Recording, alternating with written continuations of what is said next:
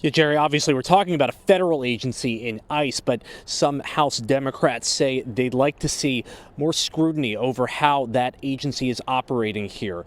This could include, as one proposal suggests, having the Human Relations Commission here in Pennsylvania handle cases where there may be a potential rights violation. Other lawmakers want the federal delegation to at least withhold for the time being funding for ICE and the Homeland Security Department, essentially until certain reforms can be secured. Either way, though, this topic is a big one here at the Capitol this week.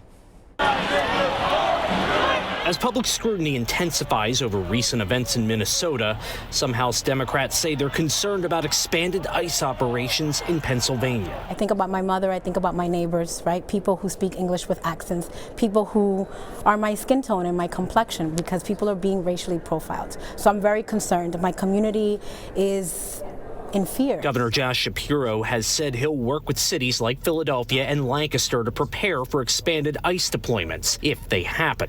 Other Democrats want Pennsylvania's congressional delegation to not fund ICE or the U.S. Department of Homeland Security until necessary reforms are secured. I'm extremely concerned, not only as a representative, but as a mom of a newly naturalized American citizen. But even as protests and demonstrations over ICE continue in the U.S., from Minnesota to Pennsylvania, some Republicans say leaders in the Keystone State have to be careful with their words. Hardworking Pennsylvanians don't want chaos. They want law and order.